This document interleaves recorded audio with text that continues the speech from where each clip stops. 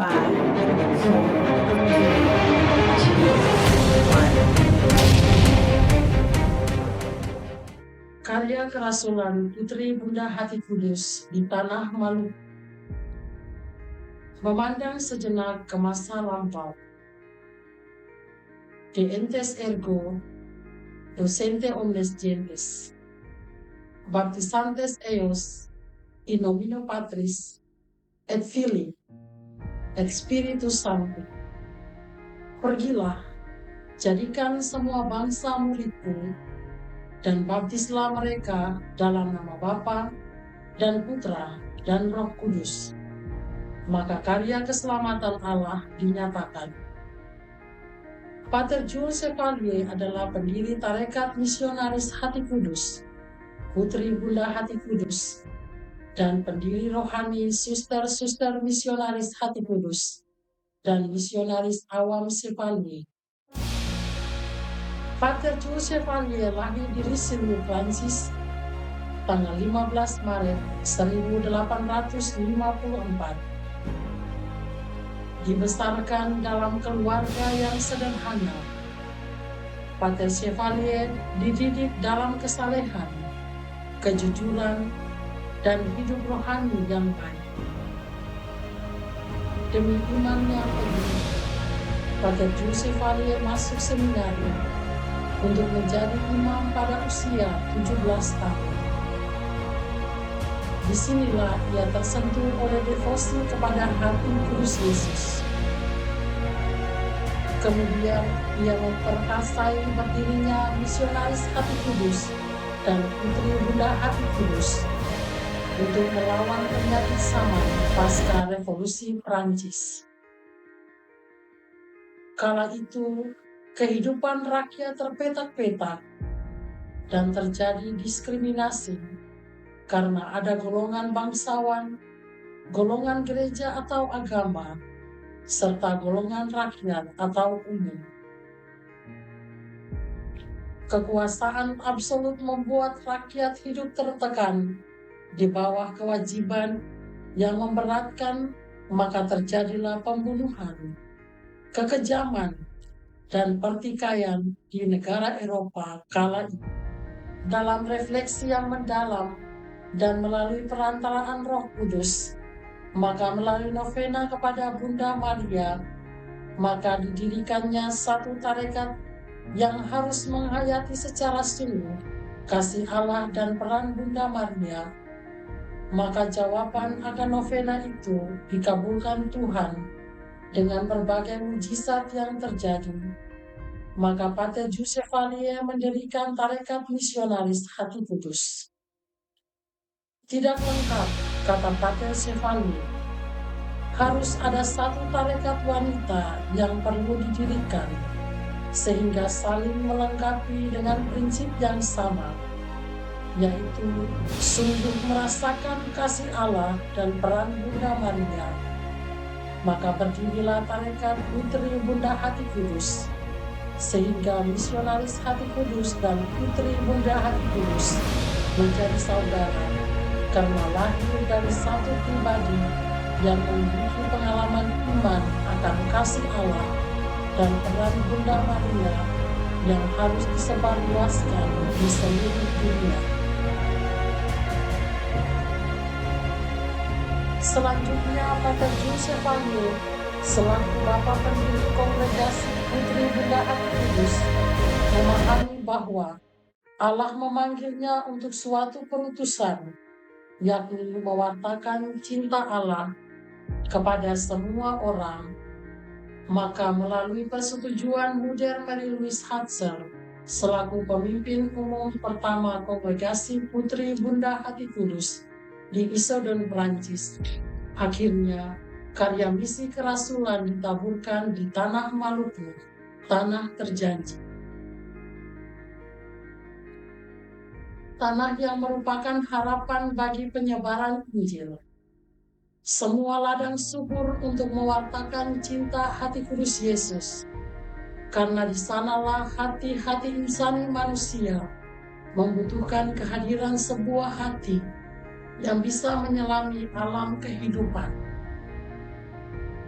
Permulaan karya misi di tanah Maluku tidak terlalu mulus karena kehadiran para misionaris kala itu ditentang oleh masyarakat pribumi. Selain itu, misi Katolik tidak berkembang secara luas melalui baptisan karena pada tahun 1605 Belanda dan Portugis menguasai wilayah Maluku. Baru dalam tahun 1807, misi Katolik mendapatkan kesempatan lagi untuk berkembang. Sejalan dengan itu, pada tanggal 8 Mei 1807, seluruh wilayah Indonesia diangkat menjadi satu prefektur apostolik oleh Paus Pius ke-6 dengan pusatnya di Batavia. Dengan demikian, perutusan dari Pater Nolen sebagai prefek pengganti Pater Matias Neer menyurati pemimpin Tarekat Putri Bunda Hati Kudus di Belanda tanggal 25 November 1919 mewartakan kabar sukacita bahwa Tuhan mengutus 6 suster Putri Bunda Hati Kudus dari negeri Belanda untuk berkarya dan menjadi lilin yang memancarkan cahaya untuk menerangi tanah Maluku. Sebelum berangkat meninggalkan negeri Belanda, mereka berlutut bersama misionaris di depan altar yang dilaksanakan oleh Yang Mulia Monsinyur A.F. Dipen dalam ibadah pujian kepada Sakramen Maha Kudus sebagai persiapan sebelum berangkat. Kini tiba saatnya mereka meninggalkan negeri Belanda dengan membawa salib yang melambangkan misi mereka. Tanpa harus berpamitan dengan kaum keluarga, bahkan menghantar pun tidak diperbolehkan. Melalui rute perjalanan yang sangat panjang dan melelahkan dari Amsterdam ke Huisje-Tabar, mereka berlayar dengan kapal Sindoro menuju ke Indonesia. Tiba di Batavia, mereka disambut dengan ramah oleh suster-suster Tarekat Ursuline. Perjalanan dilanjutkan kembali dari Surabaya ke Ambon. Terakhir mereka menumpangi kapal Van Imhoff menuju Tual dan akhirnya tiba di Tanah Kei pada tanggal 14 Juli 1920. Sukaria dalam perjemputan 6 suster yang membawa kabar sukacita disambut oleh Pastor Hanolen MSc dan Pastor Van der Pol MSc dengan menumpangi motor misi bernama Avanti. Barisan penari memagari sepanjang jalan yang dihiasi dengan umbai-umbai. Bunyi lonceng gereja mulai berdentang. Ayunan langkah demi langkah perlahan-lahan oleh ke-6 suster, yaitu Suster Angeline Van Zee, Suster Paula Paalvas, Suster Tarsisius Bogers, Suster Clara Bakenhoven, Suster Priska Timmerman, dan Suster Alfonsa Matens. Karya kerasulan di tanah Maluku. Selanjutnya pada tahun 1920, cita-cita karya misi itu menjadi kenyataan. Tarekat Putri Bunda Hati Kudus memulai permulaan misinya dengan ikut serta dalam karya misi para misionaris Hati Kudus di Pasifik, menggantikan suster-suster dari Eitusen. Karya kerasulan ini pun menyebar ke beberapa daerah di Maluku, di antaranya Kei, Tanimbar, Tobelo, Larat, Ambon, Palu, dan Napu. Para suster Putri Bunda Hati Kudus Tarekat Misionaris terus berpegang teguh pada kaul ketaatan, kaul kemiskinan, dan kaul kemurnian. Maka karya keselamatan Allah pun terus dinyatakan, yakni melayani umat manusia sampai harkat dan martabat mereka dalam Kristus. Semangat kerasulan inilah yang mendorong para suster misionaris dari Belanda dan suster-suster Putri Bunda Hati Kudus lainnya melaksanakan dengan penuh sukacita karya kerasulan antara lain dalam kesehatan, sosial, dan pastoral, serta melibatkan diri dalam pembangunan umat berguna. Di bawah pimpinan Suster Angelina Vanseli, Utara Misi Lampung, keenam suster menjalankan karya Allah dengan penuh kasih. Karya pertama keenam suster ini adalah menangani asrama Santa Elizabeth serta Mayan School setingkat sekolah dasar, kemudian ditingkatkan menjadi Cop School dan berganti nama menjadi Mayes Fairfield School atau Sekolah Lanjutan Putri yang sudah dirintis oleh suster-suster Ordo Franciskanes. Kepala asrama waktu itu adalah Suster Alfonsa Matens. Untuk mengembangkan suatu bangsa, maka perempuan memiliki peran yang sangat besar. Pilar dari sebuah bangsa ada di tangan perempuan. Partisipasi perempuan bukan sekedar dalam rumah tangga, tapi juga dalam kemajuan bangsa. Untuk itu perempuan aktif, perempuan sangat diharapkan, sehingga para suster dengan penuh kesabaran dan keikhlasan membantu putri-putri K yang tinggal di asrama dengan melatih mereka berbagai keterampilan menjahit, menganyam, memperbaiki sepatu, menyetrika, mencuci pakaian, dan membersihkan kamar. Mereka dengan penuh tanggung jawab dan disiplin, selain itu dengan semangat kasih Kristus, para suster juga mengajarkan mereka pendidikan agama. Panggilan Tuhan terus berkobar dan menggema melalui peristiwa-peristiwa yang dialami oleh para suster, bahwa panggilan hidupnya adalah kelanjutan kerinduannya pada Kristus dan panggilan untuk melayani dengan membawa cinta, perdamaian, dan kegembiraan. Suster Angelina Vanseli membantu Suster Tarsisius. Mereka sering mengunjungi orang-orang sakit dari rumah ke rumah. Walaupun mereka tidak berijazah perawat, namun tidak menjadi penghalang bagi mereka untuk memberikan bantuan kapan saja jika dibutuhkan. Maka pada tahun 1923, sebuah klinik kecil dibangun dekat rumah biara untuk melayani orang sakit. Sekarang adalah Rumah Sakit Hati Kudus Langgur. Diresmikan pada tanggal 28 Juli 1928 silam. Karya kesehatan ini sangat membantu masyarakat K saat itu. Seminggu sekali, Suster Tarsisius mengunjungi orang-orang kusta yang tinggal di hutan-hutan Langgur karena diasingkan. Bagi masyarakat setempat, penyakit kusta merupakan penyakit menular yang berbahaya. Namun dengan penuh keikhlasan dan tanpa merasa jijik, para suster merawat penderita kusta dengan penuh kasih, seperti kasih Allah yang tanpa batas. Penderita kusta di K kala itu semakin bertambah, bukan hanya di Langgur tetapi juga di Vautsit Elat K besar. Untuk itu 2 minggu sekali, para suster harus pergi ke K besar untuk melayani dengan tulus, penuh cinta dan kasih. Akhirnya pada tahun 1940, dibangun sebuah depository permanen di Safsi Langgur untuk menampung dan merawat semua orang kusta. Suster Tarsisius sendiri tinggal di sebuah rumah sederhana di antara orang-orang kusta tersebut.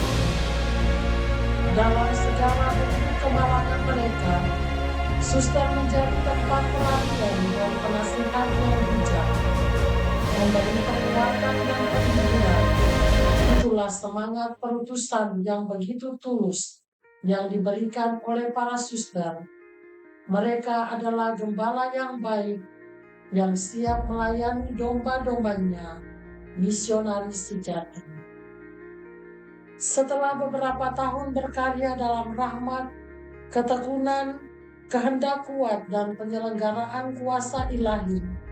Maka para suster juga saling membantu dimanapun bantuan diperlukan, mulai dari menangani asrama putra Santo Yohanes Bosco, memelihara anak cacat atau difabel, melayani makan minum dan cucian para uskup, pastor, dan bruder MSC, menjaga peternakan, membangun dan menggiatkan karya-karya yang telah dirintis oleh para suster Fransiskanis sebelumnya. Dengan mewariskan teladan iman yang kokoh, harapan yang tak kunjung padam, dan cinta kasih yang luar biasa atas panggilan Yesus, mari jadilah cahaya bagiku, menjadikan keenam suster dari Belanda ini seorang misionaris yang penuh cinta kasih dan sebagai simbol belas kasih hati kudus Yesus bagi dunia. Maka para suster pun menjadi guru atau pengajar di Lagere Schools Matias atau SD Matias Langgur pada tahun 1947. Pada tahun 1949, Suster Boromea Hagenarch membuka Sekolah Kepandaian atau SKKP Santa Teresia Langgur dan lalu berubah menjadi SKKP, kemudian diintegrasikan menjadi SMP Santa Teresia Langgur saat ini. Untuk melanjutkan karya pendidikan ini, sekolah menengah kejuruan dibuka tujuannya untuk melatih putri-putri pribumi untuk terampil di bidangnya. Akhirnya, SMKK Santa Teresia dibuka dan sampai kini menjadi SMK Pariwisata Santa Teresia Langgur. Sungguh karya pelayanan yang luar biasa dalam memajukan pendidikan di tanah Maluku. Demi setia pada janji kerasulan, pada komunitas hidup bakti, maka pada tahun 1949, Pater Bush MSc membuka beberapa sekolah, yakni SMP Budi Mulia Langgur dan Seminari Santo Yudas Tadeus Langgur. Keenam suster dari Belanda ini juga menjadi pengajar pada sekolah tersebut. Dengan semangat spiritualitas pelayanan yang merupakan buah dari perjumpaan dengan Allah dan sesama, maka karya bakti kongregasi Putri Bunda Hati Kudus ini tumbuh subur di Tanah Kei. Akhirnya dibuka juga beberapa sekolah, yakni TK Ade Irma Suryani Langgur, SD Matias 3 Langgur A dan 3 Langgur B, serta Yayasan Asi Dharma Maluku. Berkat kegigihan dan semangat akan pelayanan, maka para suster juga mengelola panti asuhan Solandres Putra dan Putri. Pada tahun 2002, Suster Teresia Lefte PBHK selaku Superior Daerah PBHK Maluku meminta kepada suster provinsial agar asrama Solandres Putra ditangani oleh MSc dan Solandres Putri ditangani oleh PBHK, dan kini berkembang sampai sekarang. Karya pelayanan para suster pun tidak sampai di situ. Dari Langgur, karya pelayanan itu juga menyebar sampai ke Katlarat tahun 1933 dengan karya di bidang kesehatan, yakni didirikannya Rumah Sakit Santo Yusuf Katlarat dan pendidikan Taman Kanak-kanak Miriam. Dari Katlarat menuju Waur ke Besar, karya pelayanan itu terus berkembang dari tahun 1968 sampai 1983. Kemudian dibuka lagi misi pendidikan pada tahun 2015 sampai sekarang. Di antaranya dibukanya beberapa sekolah taman kanak-kanak dan karya pastoral lainnya. Berkat cinta akan panggilan dan pelayanan para suster Putri Bunda Hati Kudus pun berkembang sampai pada Kepulauan Tanimbar Saumlaki. Dengan membuka asrama putri, rumah sakit Fatima, dan karya pendidikan, yakni SMK Immaculata, SD Don Bosco, dan TK Josefa. Mereka mengurus gereja, yakni dekorasi selain itu, dan misi pelayanan merambat ke Desa Arwibab dengan karya pendidikan TK Santa Teresia dan Balai Pengobatan. Para suster menyadari bahwa tugas seorang misionaris adalah menampakkan kehendak Tuhan pada umatnya, agar umat pun memperoleh keselamatan. Maka para suster pun terlibat dalam gereja untuk mewartakan kabar gembira dan memberikan kesaksian iman lewat pewartaan pelayanan pastoral keluarga bagi umat Allah di tanah Tuan Lolat. Waktu bergulir begitu cepat.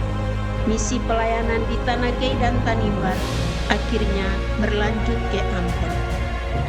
Tahap kebahagiaan dan sukacita berganti dengan duka dan nestapa akibat perang. Penjarahan dan kematian menjadi topik sentral ketika perang itu datang lagi. Para suster sangat menderita bersama masyarakat yang turut ditawan.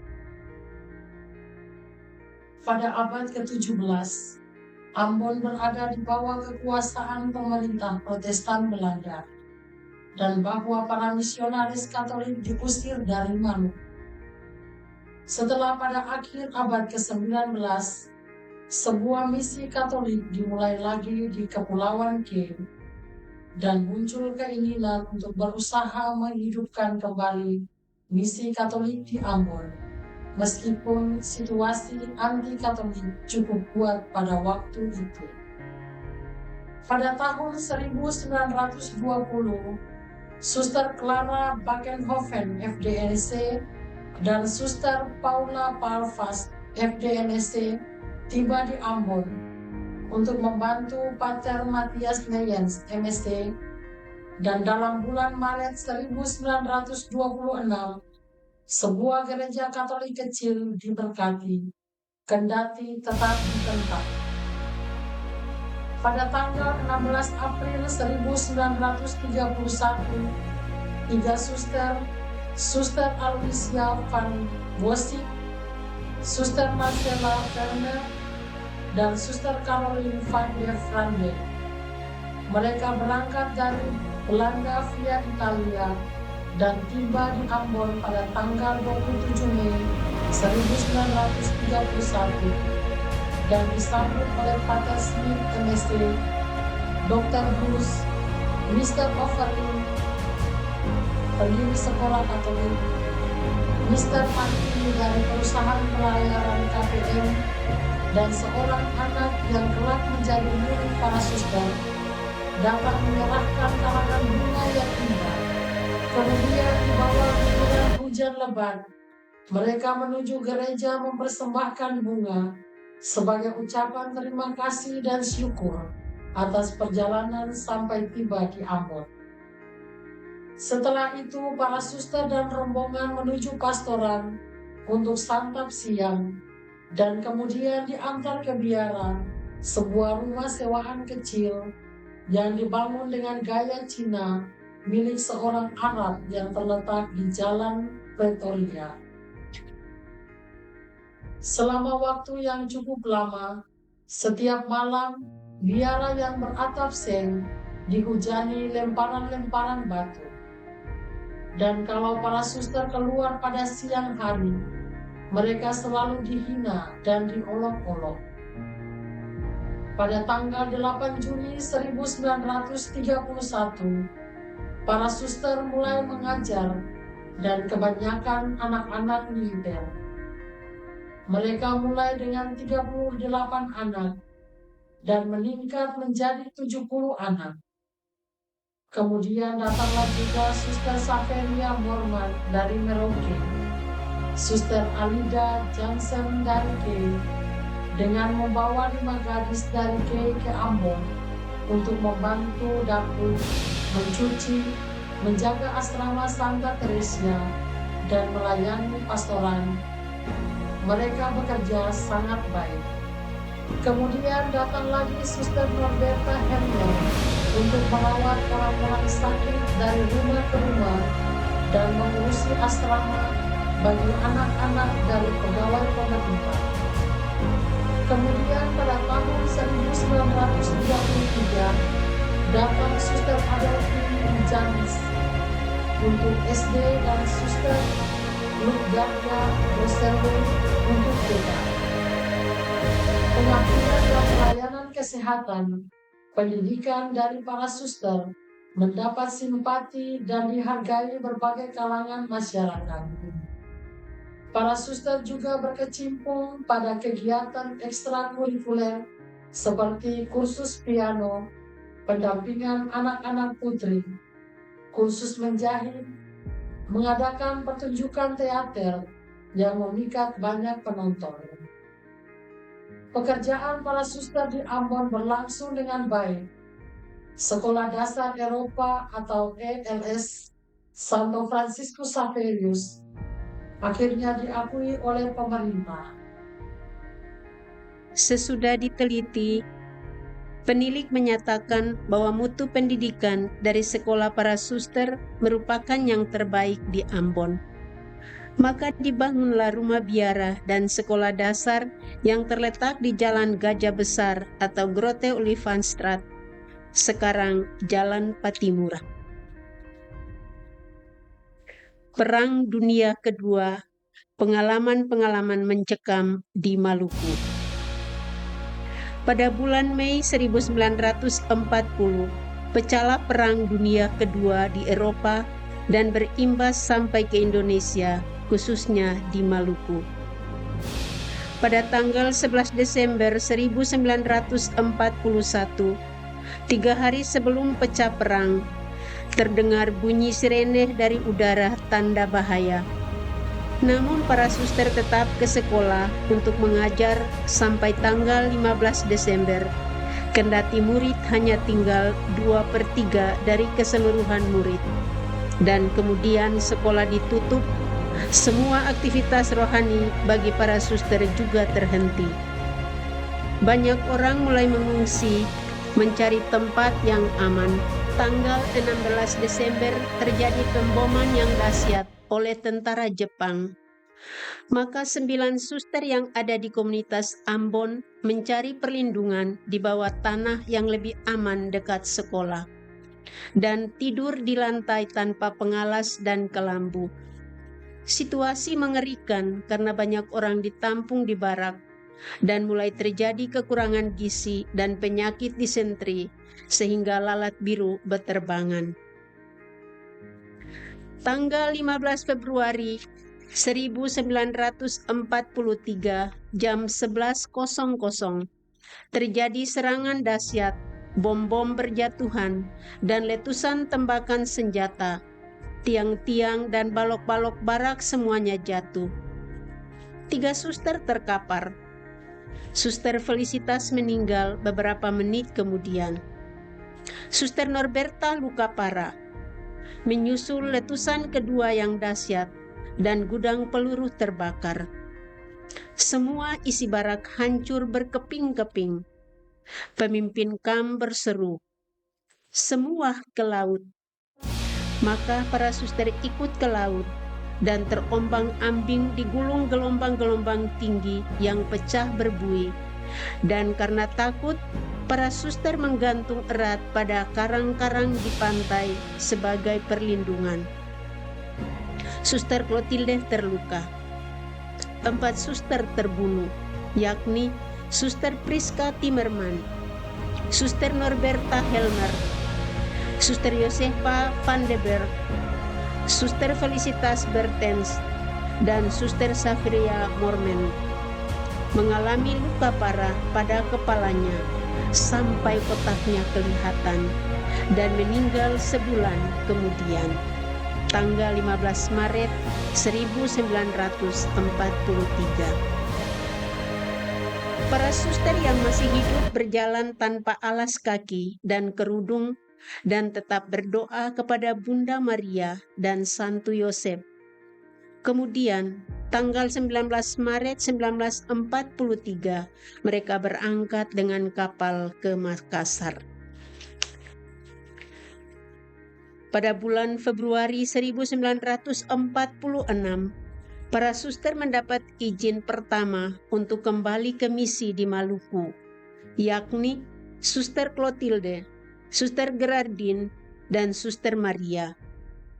Mereka berangkat dengan pesawat pembom milik Australia via Balikpapan, kemudian dengan kapal ke Ambon, dan beberapa pekan kemudian menyusul Suster Adriana, Suster Antonella, Suster Adolfine, dan Suster Lutgarda. Suster Adolfine, Suster Lutgarda, dan Suster Maria mengajar di sekolah dasar. Dan Suster Gerardine, Suster Clotilde ditugaskan pada sekolah menengah dan dipercayakan menjadi pemimpin komunitas Ambon. Para suster yang lain melanjutkan perjalanan ke Langgur. 2 tahun pertama semua sekolah negeri, swasta Katolik, swasta Protestan bergabung dan bekerja sama. Baru kemudian dipisahkan dan masing-masing mengurusi sekolahnya secara pribadi. Salah satu dampak positif dari kerjasama tersebut ialah bahwa para suster yang sebelum perang dicurigai oleh masyarakat Ambon, kini justru amat dihormati dan disegani, sehingga karya perutusan berkembang dan dijalani dengan baik. Di Ambon, komunitas PBHK berkembang di bawah naungan komunitas Batu Meja dengan karya-karya yang ditangani Suster Putri Bunda Hati Kudus, yakni 1. Karya pendidikan Yayasan Asti Dharma Maluku, cabang Ambon dengan membawahi TK Saverius, KB Bunda Hati Kudus, dan PAUD Magrit Ahuru. 2. Karya sosial Yayasan Rina Makana yang membawahi Panti Asuhan Santa Maria dan Santo Yosef Ahuru, dan Asrama Putri Kordoro Rumah 3. Karya kesehatan Yayasan Santo Lukas dan Pastoral Katekese. Selain itu, komunitas PBHK Blakam Polda menangani asrama dan karya pastoral. Di Ahuru Paroki Santo Yakobus, para suster PBHK juga melaksanakan misi pelayanan pastoral, pendidikan, panti asuhan, dan perkebunan. Sungguh kasih Allah bagi pelayanan bakti dari suster-suster Putri Bunda Hati Kudus. Para suster telah mempersembahkan diri, jiwa raga seutuhnya untuk Tuhan dan melayani sesama selaras dengan kehendak Tuhan. Seperti Santo Paulus mengatakan, hidup yang selaras dengan kehendak Tuhan, itulah ibadat yang paling utama. Dari Ambon, komunitas PBHK terus melebarkan karya pelayanannya menuju Palu, Sulawesi Tengah. Komunitas PBHK Palu berkembang di Palu dan Napu, khususnya dalam misi pendidikan, yakni TK Bunda Hati Kudus, SD Bunda Hati Kudus, pastoral, panti asuhan, dan perkebunan. Selanjutnya karya misi itu pun berkembang dalam karya dan bakti sampai sekarang. Perjalanan misi pelayanan ini pada awalnya segala sesuatu begitu nampak sederhana. 6 suster muda dari Belanda berani meninggalkan segala sesuatu untuk selama-lamanya dan bertolak ke suatu negeri yang jauh dan sama sekali asing, penduduk, bahasa, iklim, makanan, dan semuanya tidak pernah dikenal sebelumnya, yaitu tanah tercinta Maluku. Mungkin manusia zaman sekarang akan mengatakan bahwa perjalanan semacam itu tidak masuk akal, aneh, dan tidak bijaksana. Tetapi ke-6 suster yang begitu bersahaja dan kemudian diikuti oleh banyak suster lainnya secara ikhlas dan sabar, maju terus dengan segala kekurangan dan keterbatasan, namun dengan kebaikan budi dan penuh pengabdian. Salah satu babakan dalam sejarah ini adalah pengujian terhadap iman dan keyakinan. Sepanjang tahun-tahun perang, para misionaris telah mengalami pencobaan yang berat secara lahir dan batin. Tetapi hal yang membuat mereka bertahan yaitu iman yang mendalam. Setiap hari mereka sadar bahwa kematian semakin dekat mengindik, yaitu kematian yang sudah menjemput 5 rekan mereka. Sesudah perang, iman dan keberanian yang sudah terpuji itulah yang memampukan mereka mengembangkan karya kerasulan secara lebih luas dan mantap.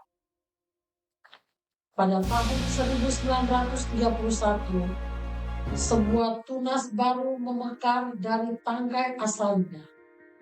Satu generasi muda suster-suster Indonesia tampil secara lebih matang dalam proses pelatihan dan pembinaan secara modern, secara bertahap mengambil alih kepemimpinan dan karya kerasulan dari suster-suster Belanda yang telah mengundurkan diri dan kembali ke tanah airnya yang sudah ditinggalkan 30 tahun, 40 tahun, bahkan 50 tahun yang lampau. Di usia ke-150 tahun, Tarekat Putri Bunda Hati Kudus telah hadir di 5 benua dan 33 negara di dunia. Semoga semangat iman, keyakinan, dan kebaikan budi Pater Jules Chevalier dan Suster Marie-Louise Harcher menjiwai setiap suster generasi muda, sehingga karya Kongregasi Putri Bunda Hati Kudus di Indonesia atas caranya yang khas dapat mewujudkan tugas perutusan seperti semboyan. Semoga Hati Kudus Yesus dikasihi di mana-mana. Semoga Bunda Hati Kudus tetap menjadi teladan yang menginspirasi dan penuntun kepada sumber air hidup bagi kita masing-masing sebagai pribadi dan bagi semua orang yang kita jumpai dalam kehidupan dan karya pelayanan kita. Kongregasi Putri Bunda Hati Kudus adalah suatu lembaga religius internasional, apostolik, yang memiliki tujuan misioner yang khas. Kongregasi Putri Bunda Hati Kudus yang anggota-anggotanya dibangun menjadi pribadi yang tangguh, dijiwai oleh kasih Allah yang nyata dalam hati Yesus. Bersama Maria Bunda Hati Kudus menyerahkan diri secara total, memiliki semangat misioner, makin setia menjadi saksi dalam utusannya, menjalin persaudaraan dalam keanekaragaman budaya dalam hidup dan karya. Ametur ubique terrarum, cor Iesus sacratissimum. Semoga Hati Kudus Yesus dikasihi di mana-mana.